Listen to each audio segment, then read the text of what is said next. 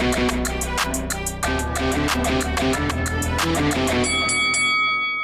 guys, welcome to Boxing Squared for boxing news and views from around the internet.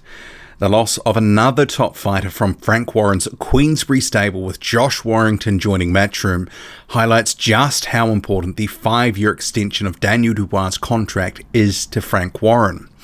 The veteran promoter, he's effectively pushing all his chips in, hoping the 22-year-old pays off in the long run, and for Warren's sake, he needs to. And why is that exactly? Well, Queensberry's Financials, not exactly the picture of financial health. With figures that are available online, and I encourage you to search them up, they reveal the business has a net worth of negative £12.7 million, current assets £3.8 million, and total liabilities of £6.9 million. Some fans might be thinking, well, why should I care about that? Why should I care about these financials? Well, I guess simply put, Warren needs to have a few good years financially, otherwise there is the potential that he goes out of business. And then there's only one major promoter in the UK, and that would be Matchroom.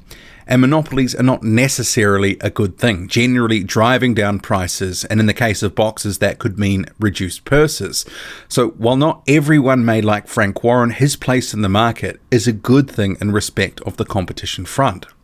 But with two of his biggest names, so Josh Warrington, Billy Joe Saunders, bailing in the past year, his stable is now looking a little bit thin on the ground for big names who can headline big cards in the UK and make Warren some money.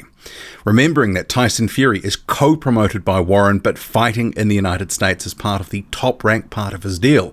So Warren can't exactly use him right now for any UK shows to generate some money. Anthony Yarde, he's a name that's on the rise, coming off a world title loss, and his viability as a headline and ticket seller somewhat unproven. So Daniel Dubois' 5-year extension really is quite a coup for Frank Warren, and he's going all in on Dubois in the hope that he pays off in the long term. And some people might be saying, 5 years, why would Dubois want to tie himself down to, Frank Warren for that length of time? Well, it must have been a healthy and generous contract extension. Warren, obviously seeing the lay of the land with some other fighters leaving recently, probably has sweetened the pot there. He will want to lock Daniel Dubois up so he can be headlining shows on BT Sport, the broadcast partner for Frank Warren cards.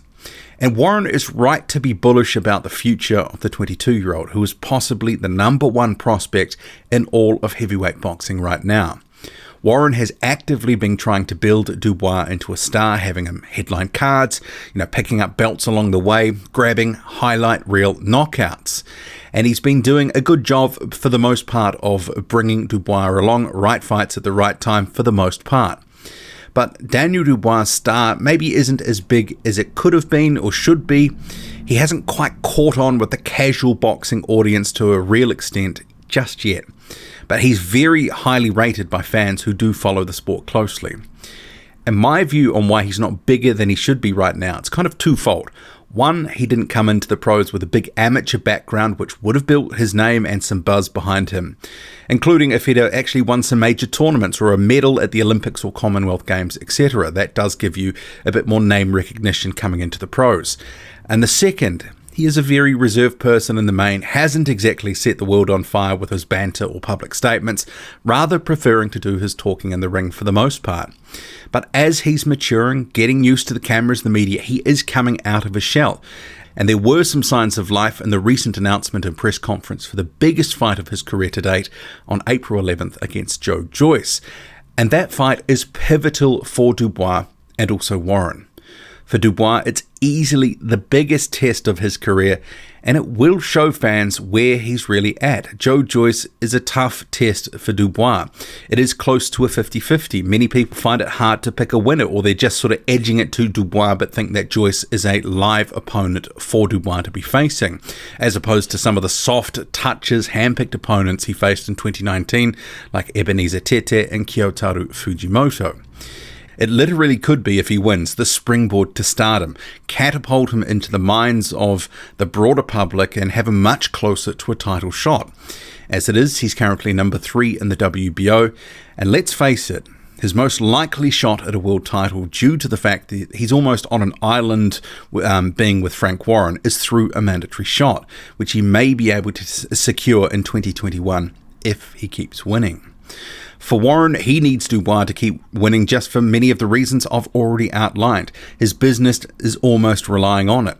Even if Dubois loses, and it was, a good competitive fight against Joyce, but he still wins, his stock may not drop that much. And with his age, he could very well work his way into title contention easily inside the 5-year contract extension. He could be a champion for a couple of years of those.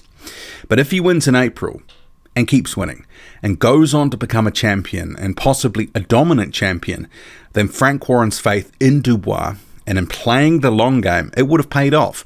There is a possibility it could pay off in a massive way and really be the financial windfall for all involved, which is obviously the best case scenario that Warren will be hoping for. But as we know, boxing can be a cruel mistress. Doesn't always pan out the way that you want. Injuries can sometimes come into it too. No guarantees Daniel Dubois wins against Joe Joyce in April. No guarantees he realises his obvious potential. But we certainly are going to find out, and Frank Warren will either be laughing his way to the bank or looking for the next big thing to pin his hopes to. What do you make of it all? Drop a comment, loud and often. Hit like, hit subscribe. Follow me on Twitter, boxing_squared. I'm out.